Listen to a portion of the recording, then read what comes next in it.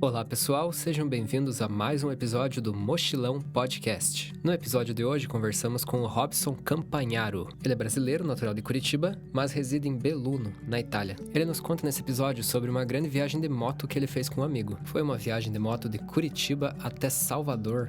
Logo foi uma viagem que durou vários dias. O Robson ainda tem várias outras aventuras para nos contar, mas deixamos as outras aventuras para conversar sobre num próximo episódio. Então, muito obrigado a você que está ouvindo e fiquem aí com a conversa que eu tive com o Robson. Bom, então estamos aqui com o Robson Luiz Campagnaro. Apresente-se para os ouvintes do Mochilão Podcast. Olá, então, me apresentando aí para os ouvintes do Mochilão Podcast, é uma grande satisfação estar aqui, participar desse podcast, onde que você, o André, esse rapaz aí de uma iniciativa grandiosa, dá a oportunidade para pessoas como eu, como os outros participantes aí, de contar um pouquinho das aventuras e como a gente falou aqui nos bastidores, que a gente não encontra isso na internet, né? São informações que é muito pessoal. Cada um passou por uma experiência diferente, né, André? Uhum. E então eu vou me apresentar. Me chamo Robson Luiz Campagnaro, tenho 31 anos, moro aqui na Itália, sou natural de Curitiba, no Paraná, e atualmente aí sou casado, tenho uma filha e a gente mora aqui passando um pouquinho de frio, às vezes, um pouquinho de calor, poucas vezes, mas tem calor aqui também. O teu sobrenome é de que origem? Então, André, o meu sobrenome ele é de origem italiana, né? Uhum. Tem uma origem aí lá em meados de 1400, 1500, aqui na região de Treviso. Para quem conhece um pouquinho a região de Treviso aqui, Resana, né? Então, a minha família surgiu desse lugar aqui, na Itália. Eu falo aqui porque eu hoje resido na Itália, né? Legal. E daí eu, assim, achei muito boa a tua iniciativa e gostaria de iniciar aí contando a minha primeira aventura, uma das grandes aventuras que eu fiz aí, né? Uhum. Eu conto a primeira, né? Eu fiz outras antes, mas não foi assim grandiosa, marcantes, né? Vamos dizer assim, como essas que eu vou contar para você aí, né? Eu sempre gostei de andar muito de bicicleta, de fazer caminhadas, subir morro. Meu avô tinha uma chácara ali perto de Curitiba, na região de Campo Largo, e eu me criei ali, né? Brincando ali, de fazer caminhada em meio de algumas trilhas que tem ali. Eu, assim, me apaixonei pela natureza e logo cedo comecei a caminhar um pouco mais longe, sempre ia um pouco mais longe. E quando eu tinha aí por volta dos 13, 14 anos, eu fiz essa primeira grande aventura assim que me marcou, que foi ir de Curitiba até Campo Largo, até essa chácara do meu avô lá, de bicicleta, né? Então você imagina a preocupação da minha mãe, né? Moleque aí de 14 anos, andando pela BR, né? A BR lá 277, andando lá indo para Campo Largo. Eu me lembro que eram 45 quilômetros, né? Nossa! E daí eu falava pra minha mãe, não, fica tranquila, não tem problema, né? E graças a Deus eu nunca me meti em enrascada, assim, de coisas graves, né? Coisas que colocassem em risco a minha saúde, a minha integridade física e tal. Então, essa foi a minha primeira, meu lançamento, assim, pra esse mundo de aventura. E dali eu não parei mais, né? Aí eu comecei aí, sempre que dava vontade, eu ia pra Campo Largo de bicicleta. Daí arranjava uns amigos também, uns loucos igual eu lá, e a gente ia para Campo Largo lá, né, na chácara do meu avô. Às vezes chegava lá, descansava um pouquinho e saía ainda andar de bicicleta por lá, né, nas estradinhas lá, tinha as cachoeiras, tem uma lagoa bem bonita lá e a gente sempre ia nessa lagoa. Então minha juventude foi assim, né. Depois eu fui crescendo. Cara, e comecei a... Eu gosto de fazer esse tipo de coisa até hoje também, tipo, sair caminhar longe, ver cachoeira, fazer trilha. Aqui em Paulo Frontin tem uns lugarzinhos legais pra fazer esse tipo de coisa e outros lugares aí na região também, né? Nossa, eu gosto bastante de fazer isso.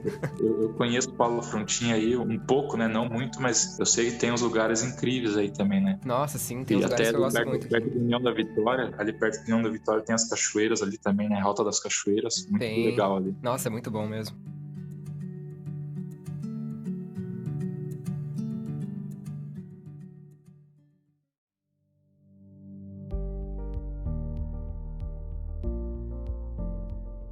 depois dessa fase aí de adolescência, eu entrei no exército, né? E ali no exército, depois a preocupação da minha mãe acabou, né? Porque quem vai pro exército ali você vira homem, né? O negócio ali uma pegada diferente ali, né? A gente sempre fala que ali é onde o homem chora e a mãe não vê, né? O filho chora e a mãe não vê. É mais ou menos isso. E ali eu passei por muitas provas, assim, né, cara? Tanto fisicamente quanto psicologicamente. Eu acho que psicológico muito mais, cara, porque fisicamente eu tava preparado. Agora, o psicológico ali são coisas que nem já fez agora esse ano, fez 10 anos que eu saí do quartel, né? Eu fiquei 3 anos no quartel, fez 10 anos que eu saí e ainda tá dentro de mim. Às vezes eu sonho com o que aconteceu lá, eu sonho que eu tô fardado. Então, foi uma coisa muito marcante pra mim. Nossa. E que me acrescentou muito na minha vida, nas minhas experiências que eu tive depois do quartel, me acrescentou muito. E no quartel eu conheci o Charles, que hoje é meu cunhado, né? Ele aí era um rapaz aí muito, muito tímido aí e tal, e a gente acabou fazendo uma amizade ali no quartel, e ele morava perto de casa lá. Aí a gente, nessa amizade, nessas conversas, aí a gente falou assim, vamos fazer uma viagem de moto? Aí ele falou assim, vamos fazer uma viagem de moto então, nas nossas férias, né? Que a gente pegava um mês de férias no quartel. Aí começamos a pensar num roteiro, e é sempre eu que meio que decidia ali, né? Até nas aventuras de bicicleta também, era sempre eu que dava as ideias de louco, falava assim, vamos fazer um bate-volta lá na cachoeira, lá nas Cachoeiras Gêmeas, lá em Campo Magro, tipo, dava 60 quilômetros, né, cara? A gente fazia bate-volta. Uma vez eu levei um grupo de piazada, assim, cara, piazada que nunca tinha ido mais longe que o Parque Barigui, né? Pra quem conhece Curitiba lá. E daí levei esses piá pra lá, cara. Os piá depois queriam me matar, cara. Mas enfim, eu cheguei, eu planejei essa viagem aí com o Charles, e aí eu tracei esse roteiro pra ir pra Bahia. Falei, eu tô com vontade de conhecer a Bahia, né? Vamos pra Bahia. Eu tinha uma Bros 125 cilindradas e ele uma Titan, também 125. E a gente fez o roteiro saindo de Curitiba, indo até Registro, mais ou menos ali em São Paulo, e ali tinha uma estrada que entrava já pro litoral paulista. A gente entrou pro litoral paulista e seguiu até o Espírito Santo, praticamente, tudo pelo litoral, né? Passando pelas praias famosas ali Santos, né? Depois Maresia, Cananéia e tudo mais. Aí Rio de Janeiro, a gente chegou no Rio, passou por Paraty, praia maravilhosa, uma coisa incrível. E detalhe que a gente tinha pouquíssimo dinheiro, também tinha vantagem que a gente era militar, e com a cara de pau que a gente tinha na época, a gente chegava nos quartéis e pedia pouso nos quartéis. Isso eu acho que nenhum soldado fez na história do exército, né? A gente sabe que os sargentos, os oficiais, tal, eles têm esses privilégios, que alguns hotéis, eles têm uma ala separada, um pavilhão separado, que se chama um hotel de trânsito. Então ali, esses oficiais de carreira, eles podem pousar ali um dia para ir embora no outro dia, né? Ou até passar, se eles agendarem com antecedência, eles podem até passar uma semana e tal, e não paga nada, né? Tudo na faixa, inclusive alimentação. Só que nós, como soldado, eu já era cabo, né? O Charles ainda era soldado. Então, a gente como soldado não tinha esse privilégio. E aí a gente chegava no quartel pedir pouso, os caras falavam, meu Deus, vocês são loucos, né? E deixava a gente pousar. E a gente comia ali e tal, só que a gente pousava no alojamento dos soldados. Então, isso até para os soldados era estranho, porque nunca aparecia gente de fora assim para pousar no alojamento, né? E quando a gente não conseguia pouso em quartel, a gente levou a barraca, cada um armava sua barraca lá e dormia na barraca, né? Só que o detalhe é que a gente pegou chuva de Curitiba, ali, não, praticamente um pouco antes de Registro, ali em São Paulo, até o Rio de Janeiro, cara. Até o centro do Rio de Janeiro, até Copacabana. A gente foi em Copacabana, tava chovendo.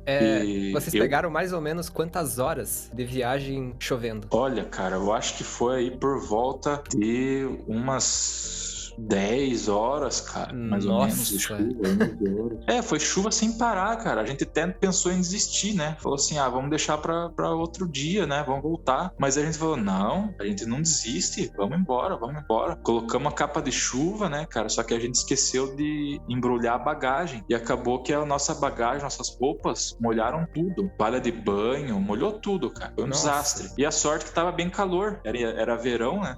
E a gente acabou que só conseguiu secar as nossas coisas quando a gente chegou no Espírito Santo, aonde abriu o sol. Pra você ter uma ideia, quando atravessamos a ponte Rio-Niterói, caiu uma chuva tão forte lá pros lados de Campos de Goytacazes. Caiu uma chuva tão forte, cara, que a moto, tipo, batia o vento, assim, a moto deitava, cara. Tipo, tava muito perigoso. Vento e uma chuva forte, a pista meio alagada, assim, tipo, a gente indo devagar e aquela água espirrando tudo nos pés da gente, sabe? Tipo, ali não tinha nada que não tivesse molhado em nós. Tudo tava molhado. O capacete, a gente tinha que andar com a viseira aberta, porque ele embaçava tudo por causa da umidade, né?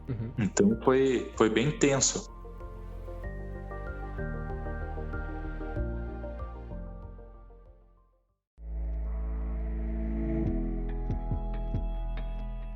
Mas sei que, para resumir, assim, a gente chegou na Bahia depois de 5 dias, se eu não me engano. 5 dias. E ali na Bahia a gente ficou no quartel ali no centro de Salvador. E ali a gente levou uma bronca do comandante, porque ele falou assim, vocês pediram permissão para o comandante de vocês para fazer essa viagem? E eu falei, não, senhor. Ele falou assim, e como que vocês pensam em entrar em uma outra região militar sem ordem superior? Vocês não podem fazer isso. Eu poderia punir vocês e prender vocês aqui mesmo, mas eu vou mandar vocês irem embora, porque se acontecer alguma coisa com vocês aqui, vocês não estão amparados. Mas, tipo, falou pra assustar. Lógico que a gente tava amparado, a gente é militar no Brasil inteiro, né, cara? Militar é militar. Mas falou pra assustar, né? Ele viu que a gente era 2 moleque ali e tal, 19 anos, né? 20 anos eu tinha, acho que a gente tinha.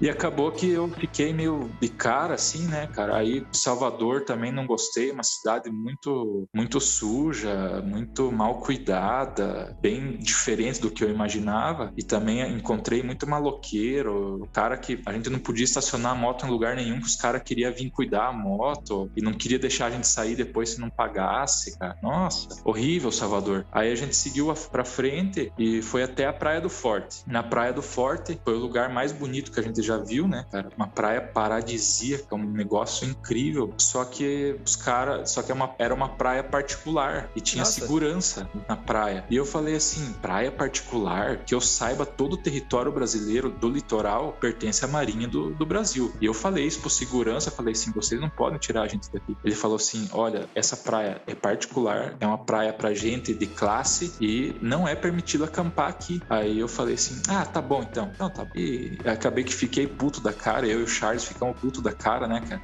Aí eu falei, quer saber? Vamos voltar diretão pra casa. E pra você ter uma ideia, a gente levou 5 dias pra ir e daí a gente voltou pelo interior, né? Pela BR-116. E voltamos em apenas 3 dias. Nossa.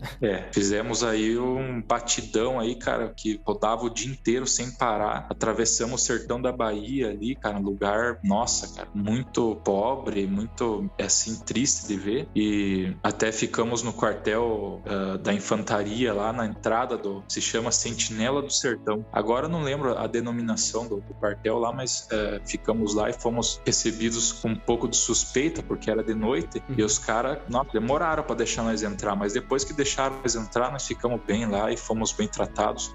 Mas assim, voltamos para casa, chegamos em Curitiba, era já de noite, né? Cada um foi para sua casa e depois a gente, no outro dia, foi desfazer a mala e tal. Fizemos um balanço da viagem, assim, do que a gente gastou, né? E todo mundo fica de cara até hoje quando eu falo, né, cara? A gente gastou apenas R$400 por pessoa, né? Eu 400 e ele também. Só a gasolina? Pra gente fazer essa viagem. Praticamente a gente gastou só em gasolina, né? Porque a gente comia nos quartel. E quando não comia nos quartel, a gente comprava banana. Então foi uma viagem aí na base da banana, né, cara? E quando, tipo, lá em Copacabana, vamos dizer, né? Que o quartel do forte lá de Copacabana, eles não quiseram dar dar alojamento a nós, porque já tava cheio, e nem comida, né? Porque a gente chegou atrasado pro almoço. Aí a gente teve que comer no restaurante lá. A gente procurou o restaurante mais barato. Só não fomos pra favela lá procurar restaurante porque a gente ficou meio cabreiro, né? Mas pegamos o restaurante mais barato, ali pagamos, sei lá, R$8 uma marmita e comemos.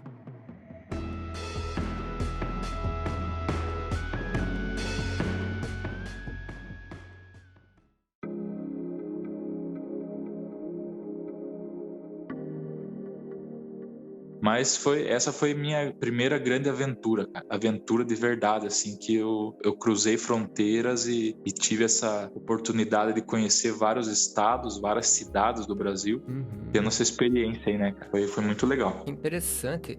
E uma coisa também que eu ia comentar, as motos que vocês usaram, tipo, não são motos, assim, pra ir longe. Não. Uma moto pra cidade, né, cara? A moto, ela não passava de 90, pra você ter uma ideia. Quando a gente pegou a BR-116 pra voltar, até na ida também encontramos alguns trechos ali que era uma pista muito boa e que os caminhões aceleravam mesmo, né, cara? Ali os caras não tem dó e andavam a 120, né? A gente via os caminhões atrás da gente, a gente tinha que sair pro acostamento para deixar eles passar, porque eles vinham embalados e se ficasse na frente, acho que passava por cima, né, cara? Então foi uma situação bem até perigosa. Várias vezes a gente ter que sair realmente pro acostamento porque os caras chegavam quase a encostar no pneu da moto. Nossa. Foi bem perigoso mesmo. Caramba. Então, é um conselho que eu dou aí, né, cara? Se for viajar de moto, procure as estradas que não são estradas, vias rápidas, assim, tipo a BR-277 ali e tal, que todo mundo anda 120. Procure as estradas mais tranquilas, porque se você tiver com uma moto de baixa cilindrada, é perigoso. O pessoal não respeita. Nossa, isso é muito, muito interessante. E aí, depois dessa aventura, isso foi em 2009? 2009, pode falar, né? 2009. Ainda sobre essa aventura de moto, vocês foram pelo litoral, mas vocês não chegaram a tipo, parar pra ver as coisas nas cidades durante o caminho. Vocês meio que só focaram mais na ida mesmo, na viagem, né? Na rodagem de moto. A gente tinha mais ou menos na ideia de parar no Rio de Janeiro pra dar uma olhada. A gente parou ali, deu uma caminhada ali, mas como a gente estava sempre com muito medo e não tinha de deixar as bagagens que estavam na moto, né? E a gente tinha medo de largar a moto com a bagagem ali, porque com certeza iam roubar, né? Então a gente não saía muito longe da moto. E demos uma rodada no centro ali do Rio. Depois, quando a gente chegou no Espírito Santo, a gente conseguiu deixar as bagagens no quartel. E o Espírito Santo ali em Vila Velha, ele tem uma ponte que atravessa pra Vitória, que é uma coisa espetacular, cara. O mar ali é espetacular. E o quartel que a gente tava hospedado, ele tem uma praia particular ali, cara, que é uma coisa incrível. E ali a gente conseguiu deixar as bagagens e sair. Fomos até o Morro do Convento e subimos no Morro do Convento lá de moto e tal. Tem um convento bem no alto lá, dá pra enxergar a cidade, as duas cidades inteiras, né, cara? Muito top. Nossa, deve ser. E depois em Salvador, que a gente deu uma andada lá também, mas como eu tinha falado, não gostei muito, porque apresentava muito risco, muito maloqueiro, não tinha de parar a moto, a cidade é bem abandonada, assim. Interessante. E pode falar. E na volta, vocês pararam em algum lugar ou... Não, na volta a gente voltou direto, não paramos em lugar nenhum. A gente, inclusive, o último quartel que a gente pousou foi na Bahia. Depois a gente tocava até não aguentar mais e dormia em qualquer lugar, tipo, parava num posto de gasolina, armava barraca lá e daí comia banana, ou se não comprava um salgado, uma coisa mais barata que tinha lá, comprava lá e tocava em frente. E foi assim, cara. Nossa, foi uma aventura bem... Eu não sei uma palavra pra definir, tipo, uma coisa bem... Bem rústica. Eu acho que essa é uma boa palavra. Assim, quando você... Não sei se você já teve essa experiência de viajar assim, cara, uma coisa que é interessante... De moto nunca. Que chega um ponto... Oi? De moto nunca. Bom, acho que também nunca viajei assim. Não. Você chega um ponto da viagem e quando você passa por todos esses extremos que eu falei, a fome, o ficar molhado, pessoas que te falam coisas que você não quer escutar, que você se estressa e tal, a viagem começa a meio meio que perder a graça. E daí quando você fica estressado, você só quer voltar pra tua bolha de proteção na tua casa e tal. Aí foi isso que aconteceu, cara. E não foi a primeira vez. Foi a primeira vez. Mas assim, depois aconteceram mais vezes nas minhas outras aventuras, que acontece muito, né? Você tá num lugar tal e não encontra o que você tava procurando, você pensa que era de uma maneira e é de outra, aí acaba que você fica... Dá uma desanimada. De saco cheio. Dá uma desanimada e você fica de saco cheio da viagem. Aí você só pensa em voltar. E foi isso que aconteceu. A gente só pensou em voltar naquele momento. A gente até passou por lugares interessantes ali no Minas Gerais, ali naquele lugar, Governador Valadares, Juiz de Fora, se eu não me engano também. Depois no interior do Rio de Janeiro, quando a gente chegou, numa cidade chamada Vassouras, estourou o pneu da moto do Charles e o pneu já estava comprometido já, cara. Daí ele começou a estourar direto, mais vezes, e a gente remendando e, nossa, foi tenso. Nossa. Também teve esse problema também, né? E isso também desanimou mais ainda, porque aí você quer rodar e a moto não ajuda, não coopera. Aí a relação, né, coroa lá da moto gastou um monte, já tava batendo a corrente, tava bem... A gente fez a troca de óleo, né? Cada 1.000 quilômetros tinha que trocar o óleo. A gente fez todas as trocas certinho, mas infelizmente a relação ali é uma coisa que consumiu muito, porque pegou muita poeira e aqueles trechos de chuva ali, cara, tipo, entrava a água suja do asfalto com terra, com poeira ali, e acabou desgastando totalmente, né, cara? A gente chegou por milagre em Curitiba ali, cara. Depois precisou encostar as motos pra fazer. Eu desmontei quase inteira a moto, só não desmontei o motor, né? Mas desmontei inteira a moto pra fazer manutenção. Nossa. Era uma Bros 2004, lembro até hoje. Primeira moto que eu tive. Nossa, que ousadia que foi essa viagem. A gente é muito louco, cara. Eu e meu cunhado agora tá mais sossegado. Bom, eu também, né, cara? A gente começa a crescer, que eu digo no sentido ficar mais velho mesmo, né? A gente começa a ficar mais velho, começa a sossegar, né? Porque tem outras prioridades, né?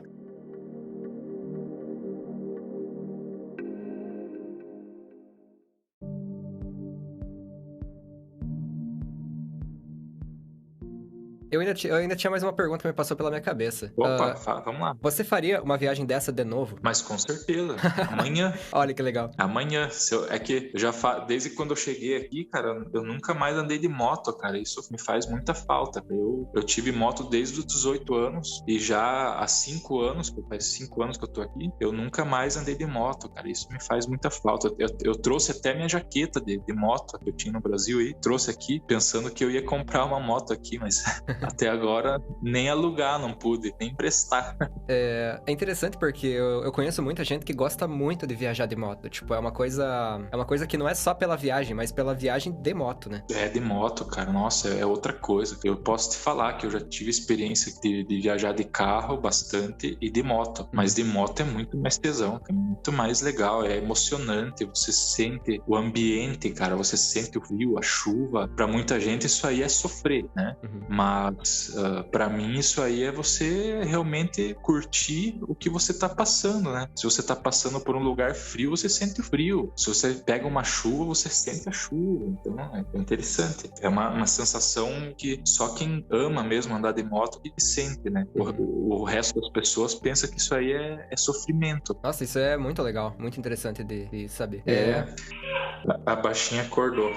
Ela acordou? Acordou já. Ai. Uma das coisas que eu era pra ter falado no comecinho, esqueci, é que a gente combinou, né, entre nós aqui, de ir gravando até onde der, porque tem bastante coisa pra contar. E isso. Aí o que não der pra contar fica pra um próximo episódio e tal, né? Igual os meus outros convidados, eles têm outras coisas pra contar também, e a gente também já combinou de fazer pra mais pra frente, pra episódios posteriores.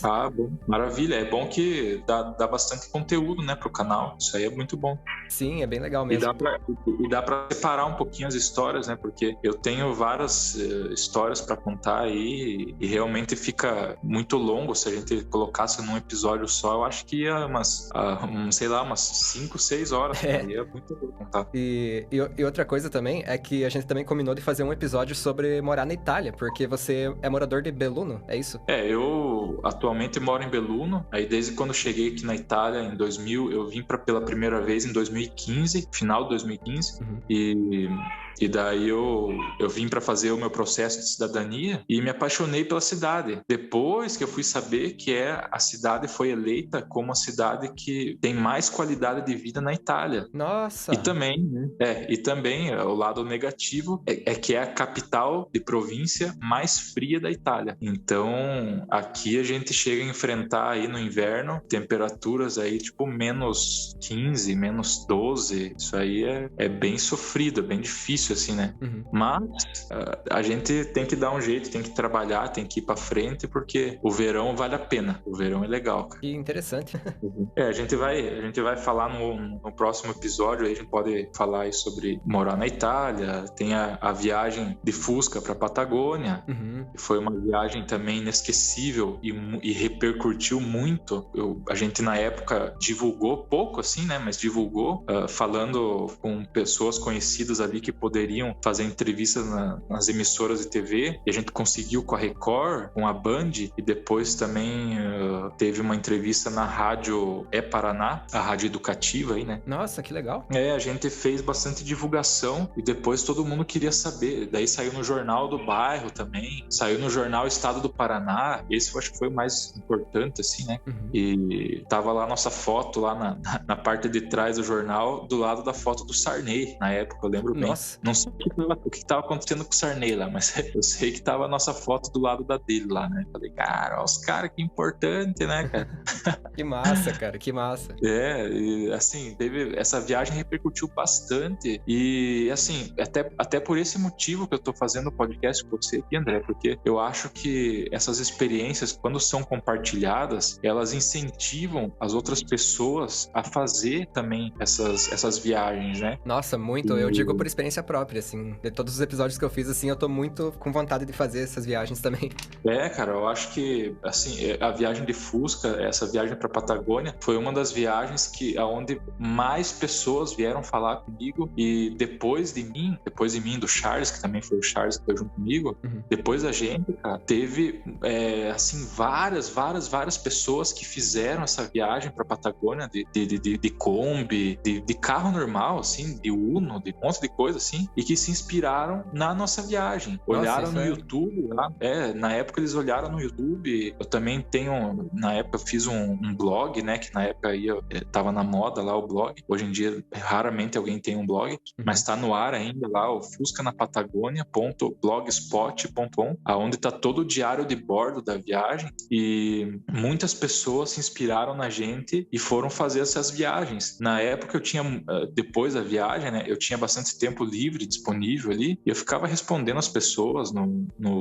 Facebook, no YouTube e tal, e eu respondendo as pessoas ali, e as pessoas planejando a viagem, perguntando o custo e perguntando como que eu fiz e tal, e acabou que várias pessoas foram depois, tipo assim, pra ter uma ideia de quanto repercutiu, que depois de uns 6 anos mais ou menos que a gente fez a viagem, eu tava parado num posto de combustível e um cara veio falar comigo, falou assim, você não é aquele que fez a viagem pra Patagônia e tal? Eu falei, sim, sou eu. Nossa. Ele falou assim, cara, eu acompanhei a viagem de vocês, cara, e eu planejei uma viagem, eu fui até Campinas de Fusca também, Campinas, São Paulo, né? Eu falei, cara, bacana. Então é um dos motivos pelo qual também eu tô fazendo esse podcast, pra ver, para as pessoas verem e se inspirarem nessas viagens e ver que dá pra viajar com muito pouco, né? Às vezes a gente pensa assim, não, pra viajar tem que ter dinheiro, tem que ser rico e tal. Cara, a gente sempre viajou com o mínimo. Lógico, passa dificuldade, não é confortável como você viajar com dinheiro, mas você viaja e chega aonde as pessoas que têm dinheiro chegam, entendeu? Mais ou menos isso. Nossa, isso é muito interessante. Então é isso, André, eu vou ter que ir lá ver a baixinha lá que tá no berço lá chorando, sim. E a gente deixa pro próximo episódio aí. Nossa, muito legal, cara, muito obrigado pela participação aí, e pela disposição aí, participar também dos próximos episódios. Agradeço de verdade. Capaz. A Fábia fala tão bem de você aí, da juventude de vocês aí, que eu falo, esse piá aí é bom, esse piá a gente tem que trazer ele pra cá, pra gente fazer umas aventuras aqui. Nossa, eu topo pra caramba. Então, estamos aguardando você aí, é só querer, só comprar passagem e vir. Vou ter que juntar um cacife. Junta uma graninha aí e vem, beleza? Obrigado pela oportunidade, um grande abraço. Grande abraço, e até a próxima. próximo. Vamos conversando aí no WhatsApp, aí a gente já marca o próximo. Certeza, com certeza. Muitíssimo obrigado. A alegria de fazer esse episódio é toda minha. Opa, obrigado. Obrigadão mesmo. Valeu. Falou. Tchau, tchau. Bom, pessoal, espero que tenham gostado aí da conversa que eu tive com o Robson e aproveito também para convidar todos vocês a entrar no site fuscanapatagonia.blogspot.com, porque afinal de contas esse é um spoiler para um dos próximos episódios que a gente vai ter com o Robson também. E também os convido para acessar o canal no YouTube do Robson, que lá também tem mais vídeos sobre as suas aventuras. Mas e aí, você tem alguma grande história de viagem para contar? Ou talvez conhece alguém que tenha? Siga o Mochilão Podcast no Instagram e entre em contato comigo. Será um grande prazer receber mais histórias aqui. Muito obrigado a todos e até um próximo episódio.